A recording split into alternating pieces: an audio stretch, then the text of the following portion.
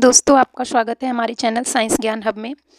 आज की वीडियो में हम देखने वाले हैं गोल्जी काय से बनने वाले 10 महत्वपूर्ण प्रश्न। इससे पहले की वीडियो में हमने गोल्जी ऑपरेटर्स का विस्तार से देखा था, ठीक है, यानी अगर कहें तो गोल्जी ऑपरेटर्स की थ्योरी क्लास ली थी। अब उससे बनने वाले प्रश्न को हम देखेंगे कि परीक्षा में किस प्रकार से आपसे प्रश्न पूछे जाते हैं, ठीक है। और हमारी वीडियो में ऐसे ही हर टॉपिक पढ़ाए जाते हैं, फिर उससे बनने वाले प्रश्न को बताए जाते हैं। इससे क्या होता है कि जिस टॉपिक को हम पढ़ते हैं फिर उन प्रश्नों को लगाते हैं तो वो टॉपिक हमारे दिमाग में अच्छे से रहता है कुछ समय के लिए।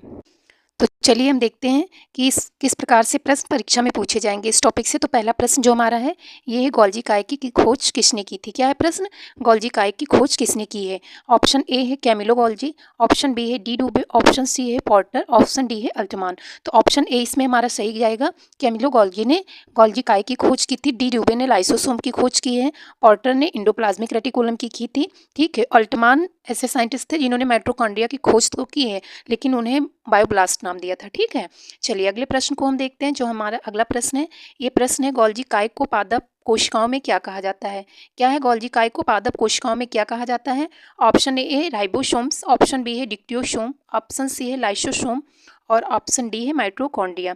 तो इसमें हमारा ऑप्शन बी सही जाएगा, डिक्टियोसोम। इसको लिपोकॉन्ड्रिया के नाम से भी जानते हैं। किसके नाम से? लिपोकॉन्ड्रिया के नाम से भी हम जानते हैं। तो चलिए अगले प्रश्न को हम देखते हैं। अगला प्रश्न जो हमारा है ये है गोल्जी काय का मुख्य कार्य क्या है।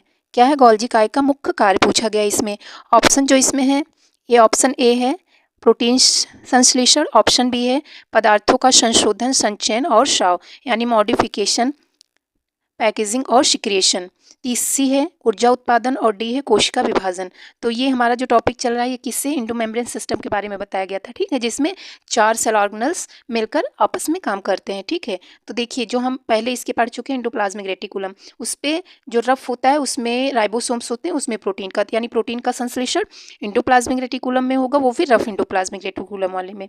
और जो बी ऑप्शन है इसमें यही हमारा सही जाएगा, कौन सा? बी ऑप्शन, ठीक है। तो ये क्या करेगा? जब इंडोप्लाज्मिक रेटिकुलम और गोल्जी ऑपरेटर्स आसपास ही मिलते हैं उसमें प्रोटीन का संश्लेषण होगा, फिर गोल्जी काय में मॉडिफिकेशन, पैकेजिंग और सिक्रेशन होगा। किसका? राइबोसोम्स का, या जो इंडोप्लाज्मिक रेटिकुलम का स्मूथ पार्ट होता है उसमें लिपिड्स का होगा तो उनका भी संशोधन करेगा, पैकेजिंग और सिक्रेशन। ये सब काम किसका है? गोल्जी ऑपरेटर्स का है। ऊर्जा उत्पादन का काम माइटोकॉन्ड्रिया में होता है, ठीक है, क्योंकि उसे powerhouse of the cell बोलते हैं।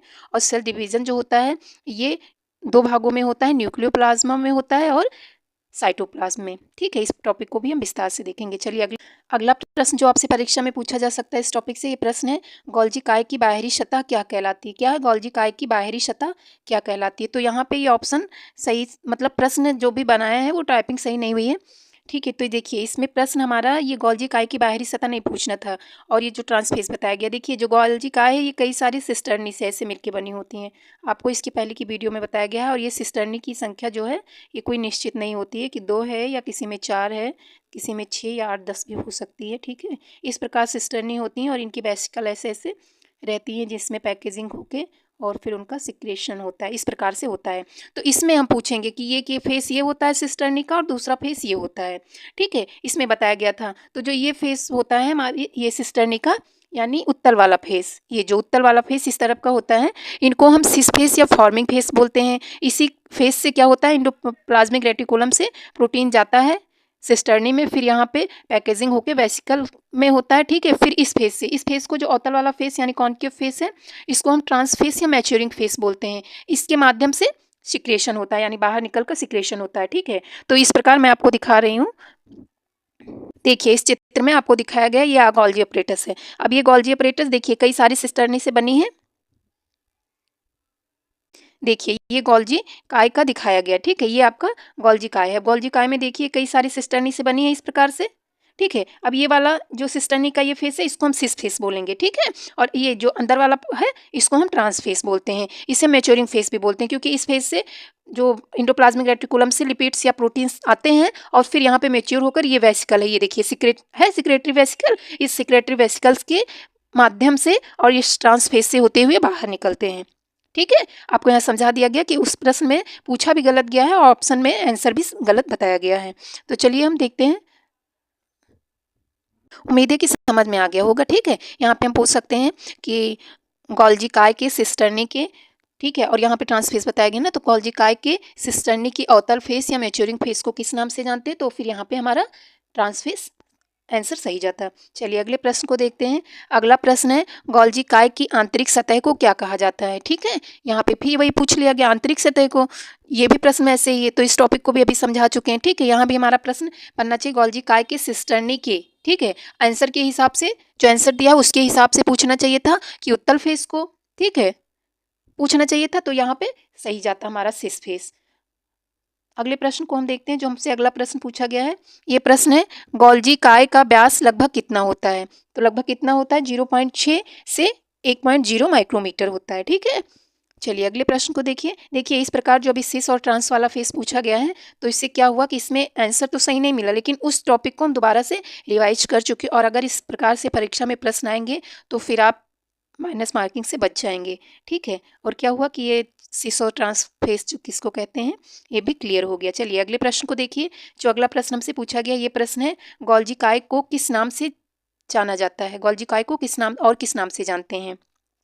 ऑप्शन ए है ट्रैफिक पुलिस, ऑप्शन बी है पावर हाउस, ऑप्शन सी है राइबोसोम फैक्ट्री, ऑप्शन सी है जो डी है वो सेल ब्रेन है। तो देखिए इसमें जो हमारा ऑप्शन ए है, ये ट्रैफिक पुलिस के नाम से जाना जाता है। देखिए गोल्जी ऑपरेटर्स की इसकी पहली वीडियो में भी बताया गया, फिर भी बता रही हूँ कि क्या होता है, इसमें जो वेसिकल होते हैं यानी सिस्टर्नी से वेसिकल जो बनते हैं, तो गोल्जी काय के सेल में अगर किसी भी पदार्थ की ज़रूरत होती है, तो गोल्जी काय के जो वेसिकल होते हैं उनके माध्यम से उसको तुरंत वहाँ पहुँचा दिया जाता है।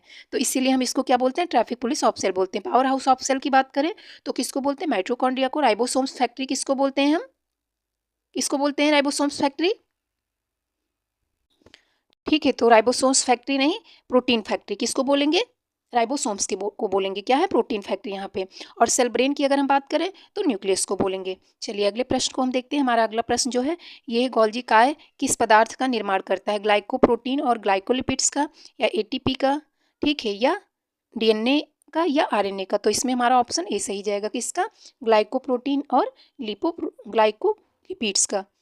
चलिए अगले प्रश्न को देखिए। अगला प्रश्न है गोल्जी काय किस प्रक्रिया में भाग लेता है, गोल्जी काय किस प्रक्रिया में भाग लेता है। ऑप्शन ए है डिटॉक्सिफिकेशन, ऑप्शन बी है प्रोटीन और एंजाइम का संशोधन, ऑप्शन सी आपका है डीएनए रेप्लिकेशन, ऑप्शन डी है रिस्पायरेशन। तो किसमें, देखिए जो हमारा ये ऑप्शन है, इसमें ऑप्शन, एक सेकेंड, ये ठीक है, इसमें हमारा ऑप्शन सही जाएगा बी। ठीक है, ये ऑप्शन बी सही है। इसमें क्या होता है, प्रोटीन और एंजाइम का मॉडिफिकेशन होता है, प्रोटीन और एंजाइम का मॉडिफिकेशन होता है। अगले प्रश्न को चलिए देखते हैं। अगला प्रश्न है गोल्जी काय की अनुपस्थिति में कोशिका पर क्या प्रभाव पड़ेगा। अगर कोशिका में गोल्जी बॉडी नहीं है तो क्या प्रभाव पड़ेगा, तो क्या है, ये सिक्रेशन करती है ना, मॉडिफिकेशन पैकेजिंग करके सिक्रेशन करती हैं, तो सिक्रेशन रुक जाएगा। तो यहाँ पे जो सही जाएगा, ये ऑप्शन बी सही जाएगा। कोशिका ऊर्जा नहीं बनेगी, ऊर्जा बनाने का इनका काम है नहीं, विभाजन भी इनका काम नहीं है, आरएनए नहीं, तो बी ऑप्शन सही जाएगा। देखिए ये 10 महत्वपूर्ण प्रश्न थे जो कि परीक्षाओं में कई बार पूछे गए हैं, इस प्रकार से बनाया गया है। अगर वीडियो अच्छी लगी है तो लाइक ज़रूर करिएगा, और जिनको इस प्रकार की जानकारी चाहिए उन्हें शेयर करिए, और आप कमेंट में बताइए आप किस चीज़ की तैयारी कर रहे हैं, क्योंकि हर तैयारी में बायो के आते हैं। ठीक है, और बायो की टॉपिक को इसलिए ज़्यादा ही किया जा रहा है, और सब्जेक्ट को भी किया जाएगा, क्योंकि जो हमारा सब्जेक्ट है जैसे एलटी ग्रेड, टीजीटी, पीजीटी, तो इससे ज़्यादा मार्क्स पूछे जाते हैं। तो हमारा जो है उसको हम ज़्यादा कंप्लीट कर लें, फिर जैसे जनरल के जो भी क्वेश्चन होंगे उनको भी कराया जाएगा। और चैनल को ज़रूर ही सब्सक्राइब करिए, क्योंकि इस प्रकार की वीडियो हम बनाते रहेंगे, और वीडियो जो थ्योरी पढ़ाई जाएगी उससे बनने वाले प्रश्न को सॉल्व करवाया जाएगा। ठीक है, वीडियो को ज़रूर देखिएगा, लाइक करिए, सब्सक्राइब करिए, दोस्तों के बीच शेयर करिए। धन्यवाद, मिलते हैं अगली वीडियो में।